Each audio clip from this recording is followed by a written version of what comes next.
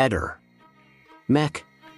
Pallister. Liliana Resinovic è stata brutalmente uccisa il 14 gennaio 2021, il giorno stesso della sua scomparsa. Questa è la conclusione a cui è giunto il collegio peritale composto dalla professoressa 6 Cristina Cattaneo, dal dottor Stefano Tambuzzi, dal prof Stefano Vanini e dal prof Biagio Eugenio Leone. L'ipotesi è che Lily sia stata aggredita da qualcuno che, approfittando forse di uno stato di incoscienza causato dall'aggressione, l'ha soffocata occludendole naso e bocca. Il rapporto peritale descrive con precisione la causa della morte, che è stata asfissia meccanica esterna, dovuta all'ostruzione delle vie aeree superiori. Secondo i periti, questa conclusione è stata supportata dalla presenza di lesioni sul corpo di Liliana, molte delle quali erano già visibili durante il primo esame autoptico. L'analisi dei resti ossei e la rivalutazione dei vetrini istologici ottenuti durante l'autopsia iniziale hanno rivelato segni di violenza, tra cui plurimi polidurto al capo eteroinferti, che sono consistenti con un'aggressione fisica, seguita da una soffocazione diretta. Questi segni non sono compatibili con una caduta accidentale, come ipotizzato inizialmente, ma indicano chiaramente un omicidio. Le lesioni erano distribuite in diverse aree del corpo, tra cui la testa e le mani, con alcuni segni di aggressione ripetuti nello stesso segmento corporeo. In particolare, il volto di Liliana presentava lesioni non solo sulla parte anteriore, ma anche sui lati destro e sinistro. La mano destra presentava segni di ferite, suggerendo che la donna avesse cercato di difendersi. Questa evidenza, combinata con altri fattori circostanziali, ha portato a escludere l'ipotesi del suicidio, ritenuta incompatibile con il quadro delle ferite e degli eventi. Liliana è stata ritrovata 22 giorni dopo la sua scomparsa, il 5 febbraio 2021, indossando gli stessi abiti del 14 gennaio. Con una recente depilazione alle gambe e con un contenuto gastrico che corrispondeva a quello che avrebbe mangiato normalmente durante la colazione. Grazie a questa analisi, i periti sono riusciti a determinare con una certa certezza che la morte di Liliana è avvenuta tra la colazione e le 4 ore successive, nella mattinata del 14 gennaio. La presenza di uvette ancora solide nel suo stomaco indicava che il cibo era ancora in fase di digestione iniziale, il che conferma che la morte si è verificata poco dopo la sua colazione. In base a queste informazioni, si possono fare delle ipotesi sulla dinamica del crimine. La mattina del 14 gennaio, Liliana lascia la sua abitazione poco dopo le 8:30. Una telecamera la riprende vicino alla scuola allievi agenti della Polizia di Stato alle 8:41, con un altro breve passaggio in un'altra telecamera poco dopo, mentre getta la spazzatura. Quindi, scompare misteriosamente, e le sue tracce si perdono. Quando viene ritrovata nel boschetto, avvolta in 2 sacchi neri della spazzatura, Liliana indossa gli stessi vestiti con cui era stata ripresa dalle telecamere. Questo suggerisce che, prima di essere uccisa, Liliana è stata probabilmente intercettata e costretta a salire su un veicolo da qualcuno che conosceva. La sua scomparsa e l'omicidio avvenuti in un arco temporale che non supera le 4 ore suggeriscono che l'aggressore fosse qualcuno che la donna conosceva, piuttosto che un estraneo. Le lesioni sul corpo di Liliana sono indicative di una reazione difensiva, ma non eccessiva, il che lascia supporre che l'aggressione l'abbia colta di sorpresa. Forse da una persona che non si aspettava di aggredirla in modo così violento. Questa ricostruzione è corroborata dalle informazioni provenienti dalle persone vicine a Liliana, che la descrivono come una persona molto metodica e abitudinaria, poco propensa a fidarsi di estranei. Un elemento cruciale per la risoluzione del caso sono gli accertamenti disposti dal GIP, che includono l'analisi di 25 punti rilevanti, come l'acquisizione forense della GoPro del marito, Sebastiano Visentin, e l'analisi dei dispositivi di persone a lei vicine, in particolare Visentin e Claudio Sterpin. Un aspetto fondamentale sarà l'esame degli alibi forniti, in particolare quello del marito, il quale ha fornito dichiarazioni contraddittorie riguardo ai suoi spostamenti di quella mattina. Il suo cellulare, infatti, si è disconnesso alle 9:12 e rimase irraggiungibile fino alle 12:13. Un orario che, alla luce della perizia collegiale, potrebbe avere una rilevanza importante. Questo caso, ricco di colpi di scena e misteri irrisolti, sembra avvicinarsi lentamente alla sua risoluzione. Ma ancora ci sono molti interrogativi da risolvere per comprendere appieno la dinamica dell'omicidio di Liliana Resinovic. In questi giorni i miei legali Alice e Paolo Bevilacqua e assieme ai nostri consulenti, il dottor Barisani e il generale Garofano, stanno vagliando un po' tutta questa perizia che è stata depositata in procura. Di conseguenza cerchiamo di capire esattamente come stanno le cose. Comunque se c'è qualcuno che ha fatto del male a Liliana è giusto che venga trovato e diciamo che deve pagare quello che ha fatto. La perizia, immagino, visto il tuo desiderio di giustizia, che tu l'abbia subito letta. No, assolutamente no, non ho il coraggio di andare a vedere queste cose qua. Si prende atto di quello che realmente è accaduto a Liliana. Hanno sempre cercato la verità, perché per tutti quanti noi, per i consulenti, per noi difensori e soprattutto per il fratello e la cugina, insomma Liliana non poteva essersi suicidata, assolutamente, abbiamo dato la nostra consulenza psicologica, ma poi abbiamo sentito tantissime persone, ascoltato tante persone e Liliana voleva fare tutto tranne che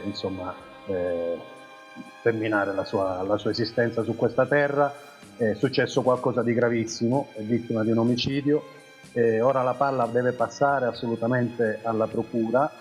Noi non abbiamo nessun tipo di, come posso dire, di sentimento, dobbiamo cercare, noi aiuteremo come abbiamo fatto fino adesso la Procura della Repubblica di Trieste, che con il nuovo pubblico ministero che si sta occupando del caso e tutti gli uomini della Procura di Trieste ci dovranno dare una mano ad arrivare subito, immediatamente alla verità. Abbiamo perso tantissimo tempo, tanto inutilmente, e adesso però bisogna recuperarlo. Qualcuno potrebbe avere coperto il killer, ma poi c'è anche qualcuno che ha messo una coperta sul corpo. Ma guarda, queste sono cose che comunque quando sarà il momento verranno chiarite.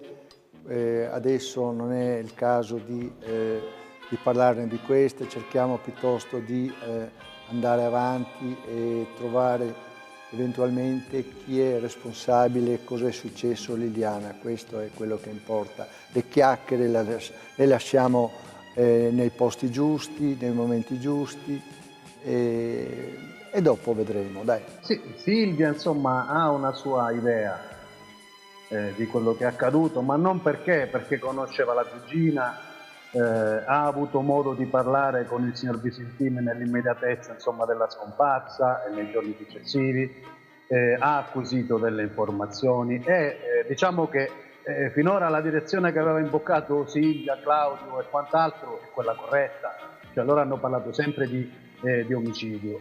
Ora stabilire chi è l'autore non devo essere io, non lo deve essere Silvia, assolutamente nessuno di noi, perché comunque è qualcosa di grave, un'accusa di omicidio è qualcosa di molto molto serio ed importante, quindi non dovrà dipendere da noi, ma ci sono delle situazioni che ci fanno riflettere. Io l'ho sempre detto, ma l'ho detto anche al signor Visentin più volte, per me chi attrae l'attenzione è lo stesso Visentini, per come si è comportato, per quello che ha detto spesso e volentieri in varie interviste, soprattutto pubblicamente. Quindi, poi ci sono degli aspetti tecnici che andranno valutati e devono essere valutati. Adesso noi sappiamo un dato certo, al di là dell'omicidio, sappiamo anche l'arco temporale nel quale Liliana ha perso la vita, e sono 2 ore circa. Mentre prima si parlava di 21 giorni, non si sapeva come, dove, quando, ora dalle 9:30 circa, da quando esce di casa, fino alle 11 e qualcosa ci dicono i consulenti, quindi il tempo si ristringe e bisogna andare a vedere chi ha fatto e cosa ha fatto le persone che circondavano Liliana. Guarda, io posso dirti quello che in questi lunghi 3 anni diciamo quasi 3 mesi, sono chiacchiere che comunque sono state tirate avanti dal signor Sterpin, che comunque dice che doveva andare alla Wind, perché poi in realtà non risulta, non lo so.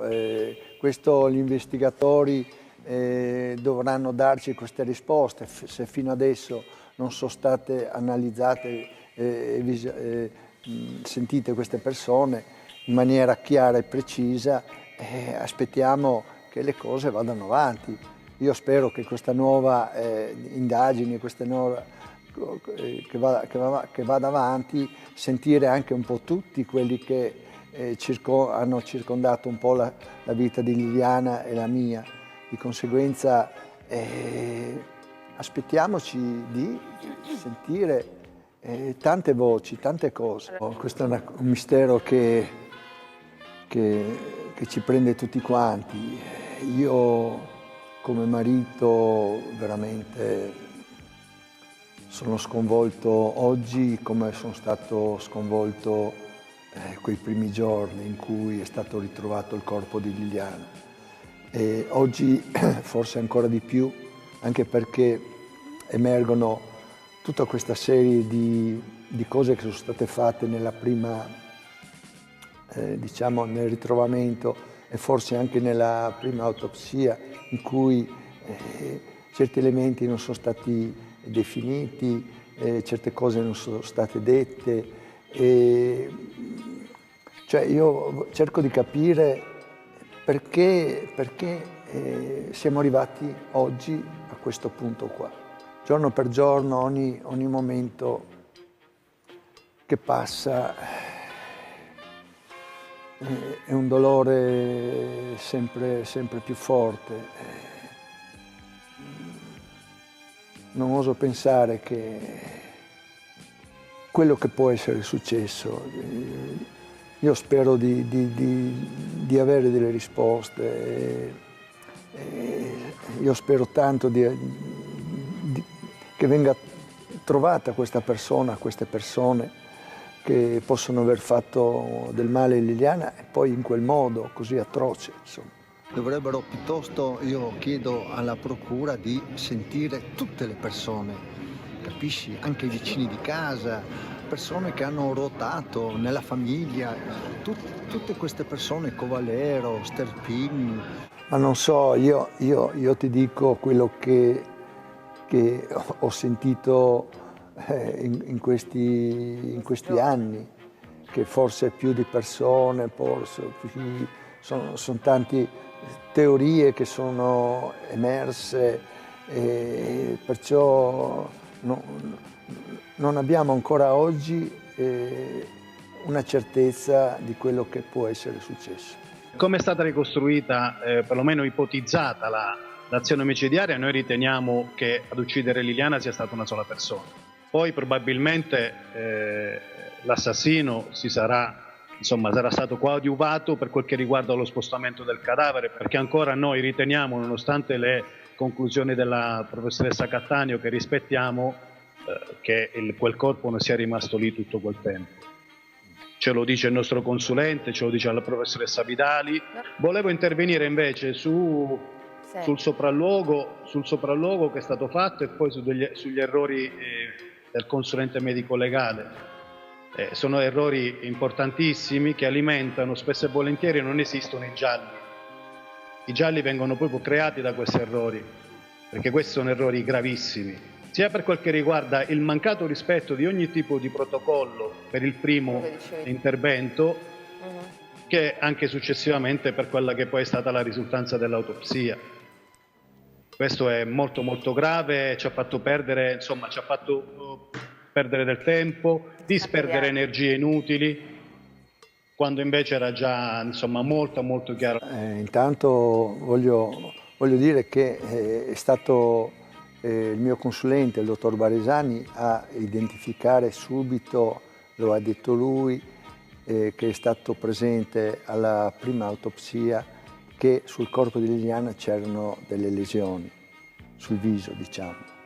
E poi questa tesi, cioè io non riesco a capire il perché venga Liliana venga uccisa e poi è messa nei sacchi, queste cose qua. Questo non riuscirò mai a capire, proprio. E poi, come si dice, ma il corpo doveva essere trovato per vari motivi.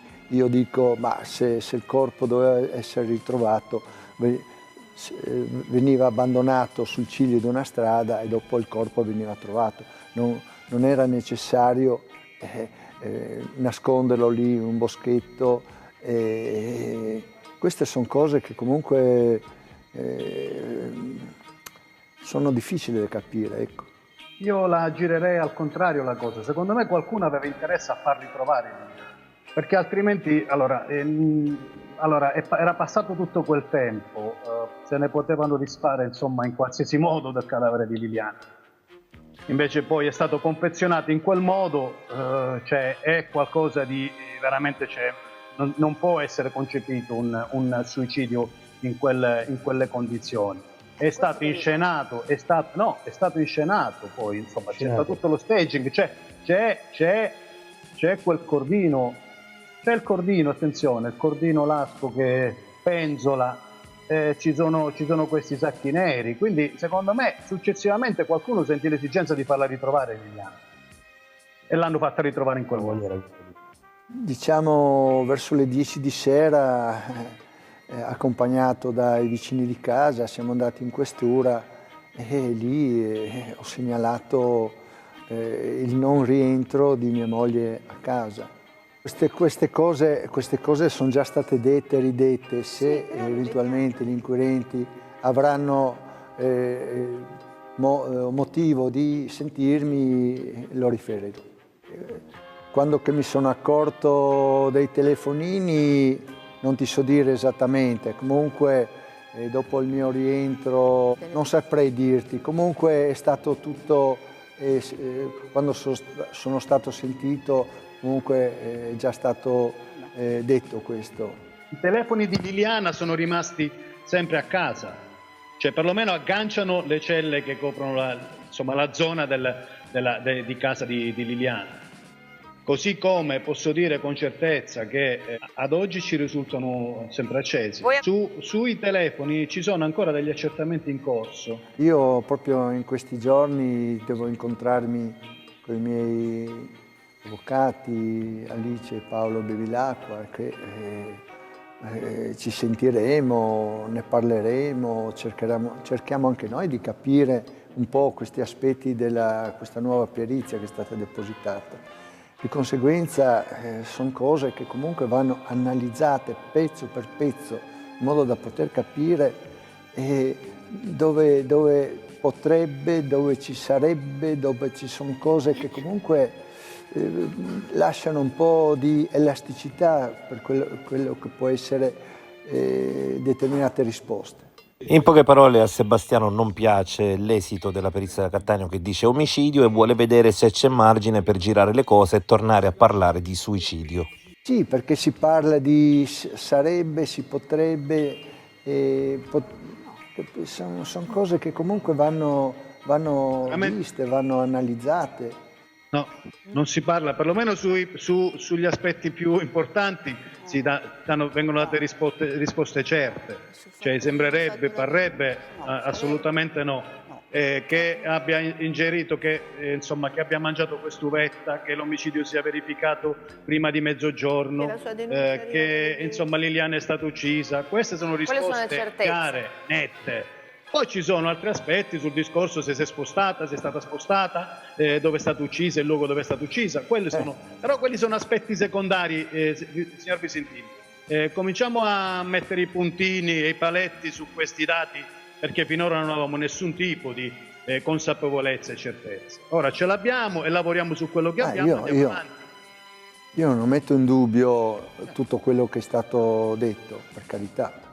No, ma infatti io ripeto sempre, siamo sempre insieme nella stessa direzione. Lei è persona offesa oggi, così come lo è la mia cliente, così come lo è il fratello di Liliana. Quindi dobbiamo ancora continuare a lottare, come ha fatto il professor Barisani. Devono iscrivere a tutela anche, ad esempio, io se fossi Visintin, ma mi aspetterei di essere indagato, ma non per qualcosa, per andare anche a difendersi in un determinato modo. Attenzione, perché adesso sappiamo che è un omicidio, abbiamo delle certezze e ci sono dei soggetti che vanno iscritti nel registro degli indagati anche perché hanno delle facoltà, delle prerogative difensive. Claudio, io non voglio, non interessa, a me se viene indagato Sebastiano Visentino o Claudio Sterpin poco mi sposta. Però Claudio Sterpin la mattina, ripeto, l'arco temporale è importantissimo, fino alle 12.03 lui è a casa. Ha un GPS in macchina e quindi sappiamo, cerca di chiamare Liliana, manda dei messaggi e poi è il primo che va lì spontaneamente e gli porta il telefono con gli screenshot. Questo è il mio telefono, questo sono gli screenshot. Fate tutti gli accertamenti. Questo perlomeno mi farebbe pensare all'estraneità di Claudio Sterpin. Poi ripeto, non sono io, insomma chi deve decidere? C'è la procura e sono molto bravi, perlomeno me lo auguro. Visintin non è che non ha un alibi, Visintin dice di essere stato nel suo studio fino ad un certo punto, però ha il telefono spento ed è qualcosa che capita perlomeno spento, comunque non ci sono tipo contatti o attività telematica. Questo è, giustamente lui spiega e dice il telefono si trovava in un luogo dove non c'era rete, il problema è che nel pomeriggio ritorna, rimane per mezz'ora ed è sempre lì nello studio ed il telefono stranamente prende ed è qualcosa che succede solo quel giorno. Io perlomeno questa è una domanda che mi faccio. Non significa che Visintin, lo ripeto, che Visintin sia l'autore dell'omicidio. Io ripeto, ci sono degli aspetti che vanno poi letti e legati insieme, valutati, interpretati, perché sicuramente non avremo, fino a quando qualcuno non confessa, non ci sarà una prova. È un omicidio indiziario. Io dico a Crozza, scusa, è come se mi accusasse di qualcosa, ma io ti dico, i telefoni erano lì e se io li avessi spenti, non so per quale motivo, e se avessi dovuto fare qualcosa a mia moglie, li avrei lasciati accesi e sarei andato a fare qualcosa. Ma siccome sono rimasti spenti, non dico spenti, molto probabilmente questi telefoni forse erano il mio giubbotto. E cos'hai, un giubbotto di piombo? Forse erano così, mi trovavo forse in studio in questa stanza che è molto interna, dove ci sono mura di mezzo metro, di conseguenza il campo in quel periodo, in quel stato, con quel telefono, con quelle celle telefoniche, probabilmente non prendevano.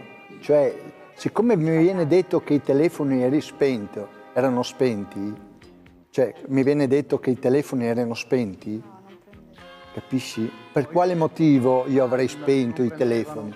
Spenti, no, o spenti, o offline, questo ce lo dico perché non c'è attività del telefono, cioè perlomeno questo il risultato che ci viene dato dall'accertamento. Quindi noi non sappiamo se è spento, se è offline, se non prende o quant'altro. Però ripeto, stranamente, questo è qualcosa di strano, ma me lo chiedo io, attenzione, senza voler accusare nessuno, lo sottolineo 20 volte, è qualcosa che avviene soltanto quel giorno, perché lei nel pomeriggio ritorna nell'ufficio, nello studiolo, e il telefono però ha attività dalle 15:15 alle 15:45 se non mi sbaglio, ritorna lì, però a questo punto invece c'è un'attività telematica e io mi dico come mai quella mattina, guarda caso è una stranezza, è qualcosa c'è qualcosa che andrebbe approfondito, questo è un mio ragionamento, non significa che lei ha fatto, non ha fatto, lei rende delle dichiarazioni e per me sono dichiarazioni che devono essere credute, però devono essere anche riscontrate. Ehi, non dimenticare di iscriverti a questo canale.